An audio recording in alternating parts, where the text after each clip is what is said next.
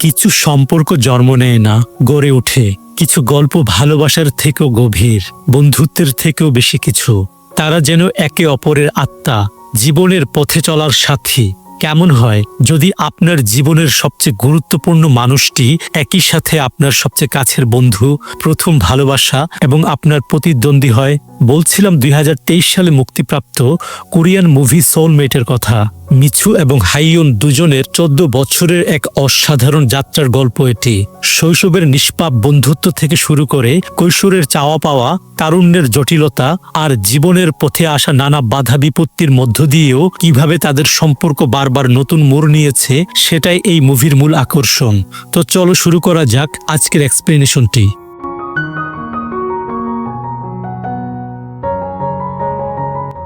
গল্পের শুরু হয় প্রধান চরিত্র মিছুকে দেখিয়ে। তাকে একটি আর্ট এক্সিবিশন থেকে ইনভাইট করা হয়েছিল। আর্ট এক্সিবিশনের এক মহিলা তাকে একটি সুন্দর চিত্র দেখায়, যে চিত্রটি হাইয়ুন নামের এক মেয়ে এঁকেছিল। সে এই চিত্রে মিছুর ছবি অঙ্কন করেছে, যা এত রিয়েলিস্টিক ভাবে আঁকা হয়েছিল যে এক্সিবিশনের অর্গানাইজাররা চিত্রটির শিল্পীর সাথে দেখা করতে চায়, কিন্তু তাদের কাছে হাইয়ুনের কোনো ঠিকানা নেই। এরপর সে মহিলাটি মিছুকে কিছু ব্লগ আর্টিকেল দেখায়, যেখানে হাইয়ুন মিছুর সম্পর্কে অনেক গল্প লিখে রেখেছে। মিছু মহিলাটিকে বলে দেয় তার সাথে হাইয়ুনের এখন আর কথা হয় না। এই বলে সে ওইখান থেকে যাওয়া শুরু করে, কিন্তু লিফটের সামনে হান নামের এক ছেলের সাথে দেখা হয়ে যায়। সে আর হান পূর্ব পরিচিত। হানু তার কাছে হাইয়ুনের ব্যাপারে জিজ্ঞেস করে, কিন্তু মিছু এখানে অনেক হতাশার স্বরে তাকে জানায় হাইয়ুনের ব্যাপারে সে কিছুই বলতে পারে না। রাতের বেলা বাড়িতে গিয়ে সে হাইয়ুনের ব্যাপারে ভাবতে থাকে। এরপর সে ওই ব্লগ সাইটটিতে গিয়ে হাইয়ুনের লেখা আর্টিকেলগুলো পড়তে শুরু করে। এখানে হাইয়ুন তাদের ছোটবেলার কাহিনীগুলো গল্পের আকারে লিখে রেখেছিল। সিন চলে আসে 1978 সালে। ফ্ল্যাশব্যাকে দেখানো হয় একটি স্কুলের ক্লাসরুমে হাইয়ুন বসে ড্রয়িং করছে। কিছুক্ষণ পর একজন নতুন স্টুডেন্ট সেই ক্লাসে আসে। টিচার তাকে মিছু নামে সবার সাথে পরিচয় করিয়ে দেয়। হাইয়ুন তার পাশের সিটে মিছুকে বসতে দেয়, কিন্তু মিছু সেখানে না বসে পেছনের দরজা দিয়ে দৌড়ে পালিয়ে যায়। ক্লাস শেষ হলে হাইয়ুন মিছুর ব্যাগটি ফেরত দিতে যায়। মিছু তখন একটি উঁচু স্থানে একা দাঁড়িয়েছিল। সে হাইয়ুনকে উপরে ডেকে নেয়, কিন্তু হাইয়ুন তাকে জানায় তার হাইট ফোবিয়া আছে, তাই সে উপরে যেতে পারবে না। এই শুনে মিছু হাইয়ুনকে সাহস দিতে থাকে এবং ভয়ের সাথে কিভাবে লড়াই করতে হয় সেটা বলতে থাকে। অবশেষে হাইয়ুন উপরে উঠে পড়ে এবং এখানে তারা দুজন একে অপরের সাথে পরিচিত হয়। তারা নিজেদের নামের অর্থ নিয়ে অনেক গল্পগুজব করে। খুব অল্প সময়ের ব্যবধানে তাদের মধ্যে ভালো বন্ধুত্ব হয়ে যায়।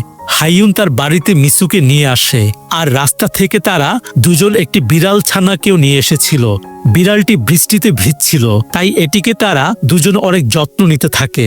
সেই রাতে মিছু হাইয়ুনদের বাড়িতে শাওয়ার নিয়ে নেয় এবং ডিনার করার সময় মিছু জানায় সে ব্রকোলি খেতে পছন্দ করে না, তাই সে গাজরের তৈরি রেসিপি ট্রাই করবে।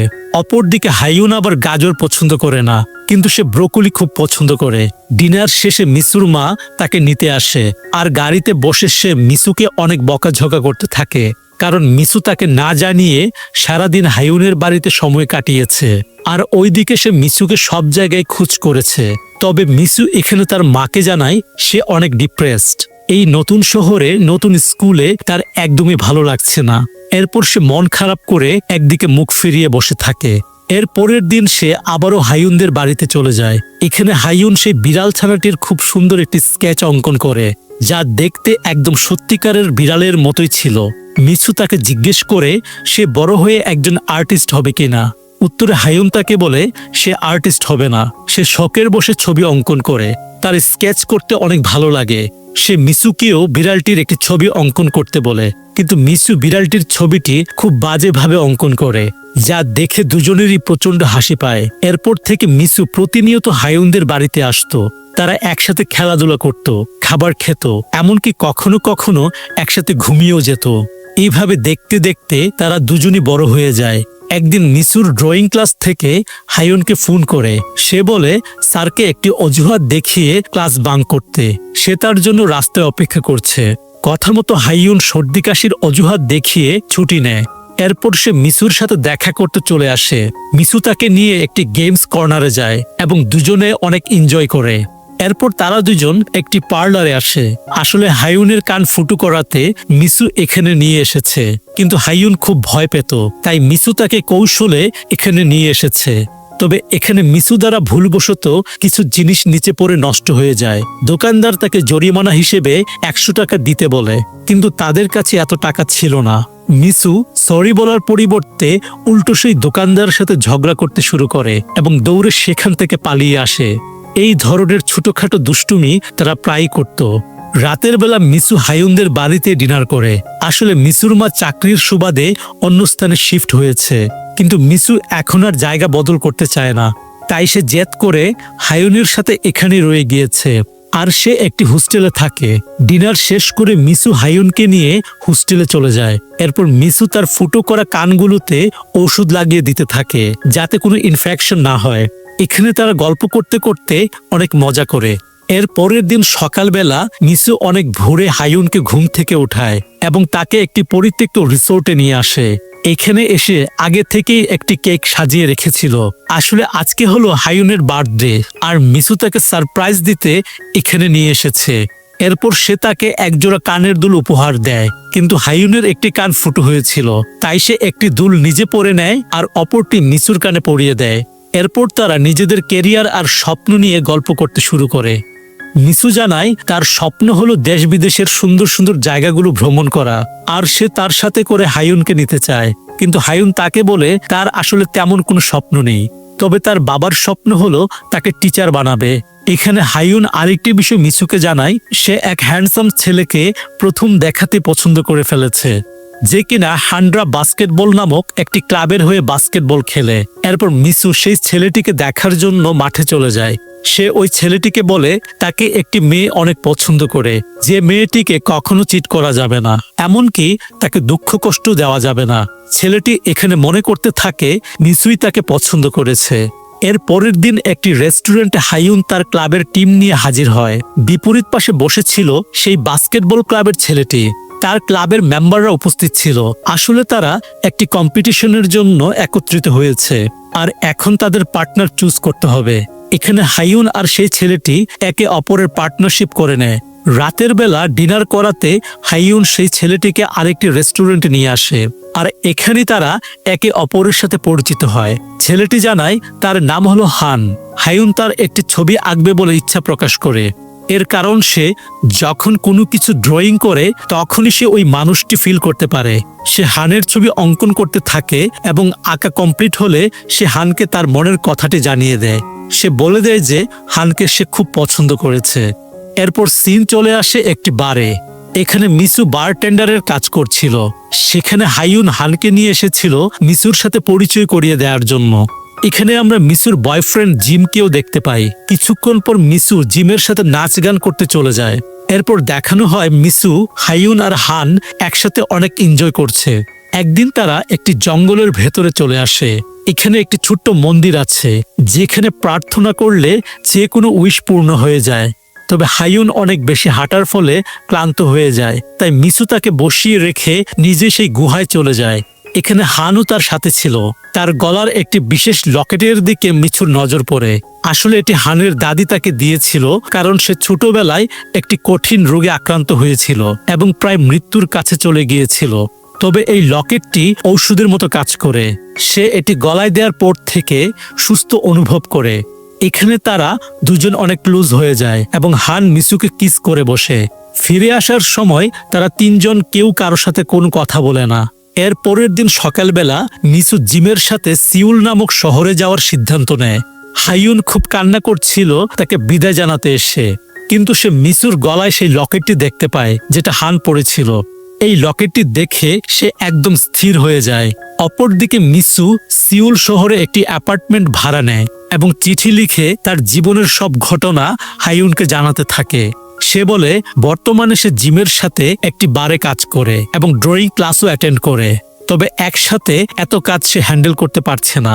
চিঠির উত্তরে হাইউনও তাকে লিখে জানায় যে সে নতুন কলেজে অ্যাডমিশন নিয়েছে, তবে সে মোটেও খুশি নয়। অপরদিকে দেখানো হয় এক রাতে বারে গিয়ে মিসু দেখতে পায় জিমের অন্য এক মেয়ের সাথে অ্যাফেয়ার রয়েছে। তাই সে অনেক মন খারাপ করে সেখান থেকে বেরিয়ে আসে। এরপর থেকে সে অনেক ডিপ্রেস থাকে। আর এখন সে একটি হোটেলে কাজ করে। তবে সে হাইউনকে চিঠিতে মিথ্যে বলে যে সে এখন মস্কো শহরে আছে এবং খুব শীঘ্রই ওয়ার্ল্ড ট্যুরে যাবে। এরপর দেখানো হয় একদিন হান এসে হাইউনকে বলছে তাকে হায়ার স্টাডি করার জন্য শহরের বাইরে যেতে হবে। এই শুনে হাইউন অনেক মন খারাপ করে। সে তাকে যেতে দিতে চাইছিল না, কারণ এমনিতেই সে মিসুকে হারিয়ে একা হয়ে গিয়েছে। অপরদিকে মিসু নানা ধরনের ছোটখাটো কাজ করে তার জীবিকা নির্বাহ করছে। তবে সে প্রত্যেকবার চিঠিতে হাইউনকে মিথ্যে কথাই বলতো। সে আসলে হাইউনকে তার এই খারাপ পরিস্থিতির বিষয়ে বলে দুঃখ দিতে চাইছিল না। ওইদিকে আবার হান বিদায় নিয়ে অন্য শহরে চলে যায়, আর অপরদিকে মিসুর মা মৃত্যুবরণ করে, যে কারণে মিসু অনেক ডিপ্রেসড ছিল। হাইউন হানকে বিদায় জানিয়ে বাড়িতে এসে সে দেখতে পায় মিসু কয়েকদিনের জন্য এখানে থাকতে এসেছে। তারা দুজন অনেক ইমোশনাল হয়ে যায় এবং একে অপরকে জড়িয়ে ধরে। সে যেসব জায়গায় ঘুরেছিল তার ছবিও সাথে করে নিয়ে এসেছিল হাইউনকে দেখানোর জন্য। তবে সে এগুলো দেখে বুঝতে পারে মিসু তাকে মিথ্যে বলছে, সে আসলে কোনো ওয়ার্ল্ড ট্যুরে যায়নি। এরপর তারা দুজন বুসানের একটি অ্যামিউজমেন্ট পার্কে ঘুরতে যায়। এখানে তারা সারাদিন অনেক মজা করে। রাতের বেলা একটি হোটেলে গিয়ে হাইউন শুয়ে পড়ে। মিসু তখন টয়লেটে ছিল। হাইউন তার ব্যাগ ঘেটে সেই লকেটটা দেখতে পায়, যেটা সে কোনো এক সময়ে হানের গলাতে দেখত। তবে সে এই ব্যাপারে মিসুর সাথে কোনো কথা বলে না। রাতের বেলা তারা দুজন একটি নামি দামি রেস্টুরেন্টে খাবার খেতে আসে, কিন্তু তাদের কাছে ড্রিঙ্কস কেনার টাকাই ছিল না। এখানে মিসু তার বুদ্ধি খাটায়। সে কয়েকজন অপরিচিত লোকদের বারটেন্ডারের স্কিল প্রদর্শন করে, ইমপ্রেস করে এবং একটি ড্রিঙ্কসের বোতল ফ্রিতে নিয়ে আসে। এই কাজটি আবার হাইউনের পছন্দ হয় না, কারণ অচেনা কোনো মানুষের কাছ থেকে এমন ফ্রিতে খাবার নেয়া মোটেও ভদ্রতার মধ্যে পড়ে না। তাই সে রাগ দেখিয়ে হোটেলে চলে যায়। মিসু রাতের বেলাতেই হোটেলে গিয়ে তার জিনিসপত্র নিয়ে বের হয়ে যায়, কারণ সে এখন আর এখানে থাকবে না। এরপর সিন আরো কয়েক বছর সামনে চলে আসে। মিসু এখন আরেকটি ছেলের সাথে ডেট করে এবং তারা দুজনে মিলে একটি কোম্পানি স্টার্ট করেছে। মিসু তার ক্লায়েন্টদের সাথে একটি রেস্টুরেন্টে বসে কথা বলছিল, তবে এখন সে আর হাইউনের সাথে যোগাযোগ করে না। মিটিং শেষে মিসু হানকে সেই রেস্টুরেন্টে দেখতে পায়। এরপর তারা কথাবার্তা বলতে শুরু করে। এখানে হান তাকে জানায় সে আর হাইউন কয়েকদিনের মধ্যেই বিয়ে করবে। তবে মিসু বলে সে আর তার নতুন বয়ফ্রেন্ড যে বিজনেসটি শুরু করেছে সেটার ফুল অ্যাপ্রুভাল পেয়ে গেলে তারা কানাডা চলে যাবে, তাই সে হাইউনের বিয়েতে আসতে পারবে না। কিছুক্ষণ পর মিসু লক্ষ্য করে তার অফিসের দিকে বেশ কয়েকজন পুলিশ অফিসার যাওয়া শুরু করেছে। তাই সে দ্রুত সেখানে পৌঁছায় এবং দেখতে পায় তার বয়ফ্রেন্ড সুইসাইড করে নিয়েছে। আসলে তার বয়ফ্রেন্ড এই বিজনেস শুরু করতে অনেক বেশি টাকা ধার নিয়ে ফেলেছিল, যা সে পরিশোধ করতে না পেরে আত্মহত্যা করেছে। এখানে মিসু প্রচন্ড পরিমাণে ভেঙে পড়ে। অপরদিকে হাইউন এত বছর পর মিসুর প্রোফাইল নেটে সার্চ করতে থাকে এবং সে প্রোফাইলটি পেয়েও যায়। কিছুক্ষণ পর সে হানের অ্যাপার্টমেন্টে আসে, কিন্তু এখানে এসে দেখতে পায় হান মিসুকে নিয়ে আসছে। মিসু তখন মাতাল অবস্থায় ছিল। হান জানায় মিসু অনেক বেশি ড্রিঙ্কস করে নিয়েছে আর ডিপ্রেশনে যাতে কোনো ভুল সিদ্ধান্ত না নেয় সেই কারণে সে তাকে এখানে নিয়ে এসেছে। ঘরের ভেতরে গিয়ে হাইউন দেখতে পায় ঘরটির সব স্থানে মিসুর জামা কাপড় পরে আছে, যেগুলো দেখে সে ভাবতে থাকে হয়তো মিসু আর হানের মধ্যে শারীরিক সম্পর্ক আছে। তাই সে কান্না করতে করতে মিসুকে এই ব্যাপারে জিজ্ঞেস করে।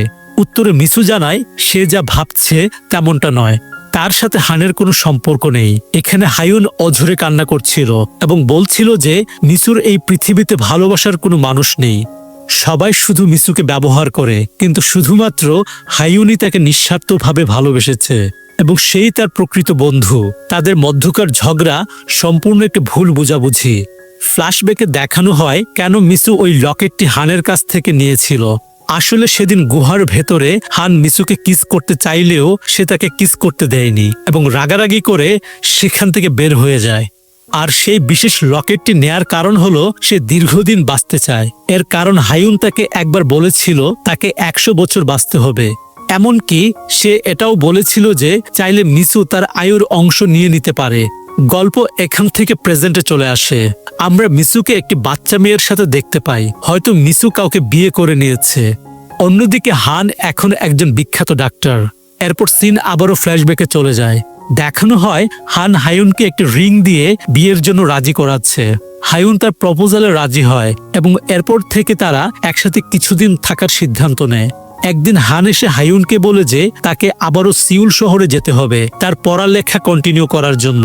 হাইউন তাকে জিজ্ঞেস করে সে সিউল শহরই কেন পড়ালেখা করতে যেতে চায়, এত উদ্গ্রীব কেন সে। এই প্রশ্নের উত্তর হান বলে তার স্বপ্ন হলো সে একদিন অনেক বড় একজন ডাক্তার হবে, আর সেটা তখনই সম্ভব যখন সে বড় শহরে গিয়ে পড়াশোনা করবে। হাইউন জানায় তার আরও একটি স্বপ্ন আছে, তবে সেটা কখনই টিচার হওয়ার ছিল না। টিচার হওয়ার স্বপ্ন দেখত তার বাবা। আসলে হাইউনের ইচ্ছে ছিল সে একদিন অনেক বিখ্যাত চিত্রকার হবে।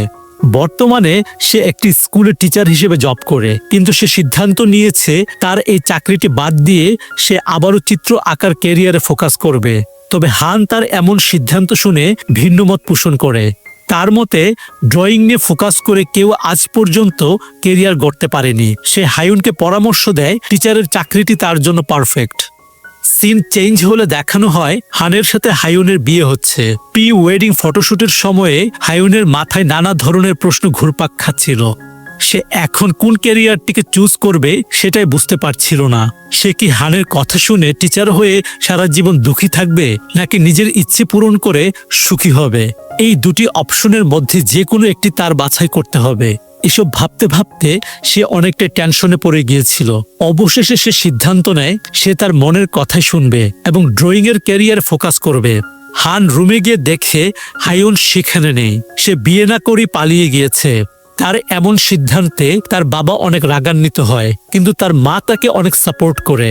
সে বলে নিজের মনের ইচ্ছে শোনার চেয়ে বড় সিদ্ধান্ত আর হতেই পারে না। সে যা করেছে সম্পূর্ণ সঠিক। সে এটাও বলে হাইউনের নিজের লাইফে সে যা মন চায় সেটাই করতে পারে, একই স্বাধীনতা বলা হয়। হাইউন তার মায়ের এমন কথা শুনে অনেক আনন্দিত হয়। এরপর দিন হাইউন সিউল শহরে যাওয়ার জন্য প্রথমবার ফ্লাইটে ওঠে এবং সেখানে পৌঁছে সেই রুমটিকে ভাড়া নেয় যেখানে কোনো এক সময়ে মিসু থাকতো। এরপর সে নিজে মিসুর সাথে দেখা করতে যায়। সে এখন তার কলিগদের সাথে একটি ফ্ল্যাটে থাকে। সে হাইউনকে দেখে অনেক খুশি হয়। এরপর তাকে ফ্ল্যাটে নিয়ে যায়। একদিন হাইউন সিদ্ধান্ত নেয় যে সে ওয়ার্ল্ড ট্যুরে বের হবে, কারণ সে বিভিন্ন স্থানের এক্সপিরিয়েন্স নিয়ে তার ড্রয়িং এর হাত আরো নিখুঁত করতে চাইছিল। এর কারণে সে মিসুর কাছ থেকে বিদায় নেয়। তবে যাওয়ার আগে মিসু তাকে একজোড়া কানের দুল গিফট করে, আর হাইউন আবারও একটি কানের দুল তার এক কানে পরে অপরটি মিসুকে পরিয়ে দেয়। এরপর সে ওয়ার্ল্ড ট্যুরে বেরিয়ে পড়ে। তবে সে যে স্থানে থাকুক না কেন মিসুকে সবসময় একটি করে লেটার সেন্ড করত। হাইউন তাকে বলে, মনে হয় আমরা আমাদের লাইফ এক্সচেঞ্জ করে নিয়েছি। ওয়ার্ল্ড ট্যুরের স্বপ্ন ছিল তোমার, আর ওয়ার্ল্ড ট্যুরে বের হয়েছে আমি। সিন এখানে চেঞ্জ হয়ে বর্তমানে চলে আসে। আমরা দেখি হান আবারও মিসুর অফিসে এসে হাইউনের ব্যাপারে জিজ্ঞেস করছে, কিন্তু মিসু স্পষ্ট ভাষায় জানিয়ে দেয় হাইউন কোথায় সেটা সে বলতে পারে না। ঠিক সেই মুহূর্তেই তার ফোনে হাইউন নামের একটি কল আসে। তবে এই কলটি আসলে তার মেয়ের ছিল, যার নাম সে হাইউন রেখেছিল। এরপর সে হানকে সব বলতে শুরু করে। সিন আবারও ফ্ল্যাশব্যাকে যায়। আসলে হাইউন ওয়ার্ল্ড ট্যুর থেকে ফিরে আসার পর প্রেগনেন্ট ছিল এবং মিসু তখন তাকে ফ্ল্যাটে নিয়ে গিয়েছিল। এরপর তাকে জিজ্ঞেস করা হয় এই বাচ্চা সম্পর্কে হান জানে কিনা, কিন্তু হাইউন বলেছিল সে হানকে এখনো জানায়নি। এর কারণ সে তার বাচ্চাকে নিজেই লালন পালন করতে চায়। রাতের বেলা বেডে শুয়ে মিসু তাকে বলে তারা দুজনে মিলে এই বাচ্চার দেখাশোনা করবে। এখানে হাইউন একটি বিষয় রিভিল করে। আসলে সেদিন গুহাতে যখন হান মিসুকে কিস করেছিল তখন সে ওইখানে উপস্থিত ছিল এবং দূর থেকে সব দেখেছিল। আর সে জানতো মিসুর এই ঘটনায় কোনো দোষ ছিল না। তবুও কেন জানি মনে মনে সে তাকে হিংসে করা শুরু করেছিল। এবং মিসু যখন সিউল শহরের জন্য যাচ্ছিল তখন সে কান্না করলেও ভেতরে ভেতরে আসলে সে খুশি ছিল।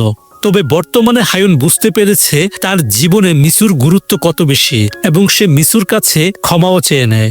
মিসু বলে, এসব কথা এখন অতীত, আমি এগুলো ভুলে গিয়েছি, তুমিও ভুলে যাও। এরপর হাইউনের ডেলিভারির দিনটি দেখানো হয়। নার্স এসে মিসুকে জানায় অপারেশনের সময় হাইউনের অনেক ব্লিডিং হয়েছে, তবে তারা মা আর বাচ্চাকে দুজনকেই বাঁচিয়ে নিয়েছে। এর পরের দিন মিসু হসপিটালে গিয়ে দেখতে পায় হাইউন সেখানে নেই। তাই সে চিন্তায় পড়ে যায়। তখনই আবার হাইউন তাকে ফোন করে আর বলে সে তার নতুন জীবন শুরু করতে যাচ্ছে। যেহেতু মিসু কথা দিয়েছিল সে হাইউনের সন্তানকে লালন পালন করে বড় করবে, তাই সে তার সন্তানকে মিসুর কাছে রেখেই সারা জীবনের জন্য কোথাও চলে যায়। এরপর থেকে তাদের মধ্যে আর কোনো যোগাযোগ হয়নি। এই ঘটনাগুলো এতক্ষণ যাবৎ মিসু হানকে বলছিল। তবে সে গাড়িটি করে চলে আসার সময়ে বাস্তবে কি ঘটেছিল সেটা দেখানো হয়। আসলে সেদিন ডেলিভারির সময়ে হায়ুন বাঁচতে পারেনি। অতিরিক্ত ব্লিডিং এর কারণে সে মৃত্যুবরণ করেছিল।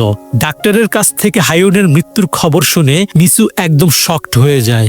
হায়ুন এখন আর পৃথিবীতে নেই সেটা বিশ্বাস করতেই তার জন্য অনেক কষ্টসাধ্য হয়ে পড়ে। এরপর থেকে সে হায়ুনের মেয়েকে লালন পালন করছে। তার আসলে বিয়ে হয়নি। হায়ুন নামের যে মেয়েটিকে এই পর্যন্ত আমরা দেখেছি সে হলো মিসুর বান্ধবী হায়ুনের মেয়ে। মিসু হসপিটালের রেজিস্টার ফাইল সাইন করতে গিয়ে অনেক ইমোশনাল হয়ে পড়ে, কারণ হায়ুনের মৃত্যুর সময় তার বয়স ছিল মাত্র 27 বছর। এরপর সে হায়ুনের বাড়িতে গিয়ে জিনিসপত্র গোছানোর সময় তার দেয়া সেই কানের দুলগুলো দেখতে পায়, যেগুলো দেখে সে আরো বেশি আবেগী হয়ে যায় এবং অঝরে কান্না করতে থাকে। রাতের বেলা সে হায়ুনের মায়ের কাছে মৃত্যুর খবরটি পৌঁছে দেয়। সে মিসুকে বলে সিউল শহরে থাকাকালীন হায়ুন একটি অ্যাপার্টমেন্টে ভাড়া নিয়েছিল, সেখানে তার কিছু গুরুত্বপূর্ণ জিনিস থাকতে পারে, তাই মিসুর উচিত সেগুলো গিয়ে নিয়ে আসা। এর পরের দিন মিসু সেই অ্যাপার্টমেন্টটিকে খুঁজে বের করে আর দেখতে পায় হায়ুন তার অ্যাপার্টমেন্টেই বসবাস করেছিল। এখানে সে তার সেই চিত্রটি দেখতে পায় যেটা হায়ুন অর্ধেক এঁকে রেখেছিল। তাই মিসু সেই ড্রয়িংটি নিজেই কমপ্লিট করে এবং হায়ুনের নামে আর্ট এক্সিবিশনে পাঠিয়ে দেয়। আর ব্লগ আর্টিকেলগুলো আসলে হায়ুন নয়, বরং মিসুই লিখে যাচ্ছিল। গল্পের একদম শেষের অংশে দেখানো হয় মিসু তার মেয়েকে নিয়ে সেই আর্ট গ্যালারিতে আবারও এসেছে। আসলে সে নিজেই আরো কিছু চিত্র অঙ্কন করে হায়ুনের নামে এক্সিবিশনে পাঠিয়েছিল, যেগুলো সেখানে প্রদর্শনীর জন্য রাখা হয়েছে। আর এখানে এই অসাধারণ গল্পটি সমাপ্ত হয়। তো বন্ধুরা, গল্পটি কেমন লেগেছে? গল্পটি ভালো লাগলে লাইক দিয়ে কমেন্ট করে জানিয়ে দিও। আর আজকে যারা এই চ্যানেলটিতে প্রথম কোনো এক্সপ্লেনেশন দেখছো তারা চ্যানেলটি সাবস্ক্রাইব করে পাশে থাকা বেল বাটনটি প্রেস করে রেখে দিও। তো কথা হচ্ছে পরবর্তী কোনো ভিডিওতে। সবাই ভালো থেকো। ধন্যবাদ।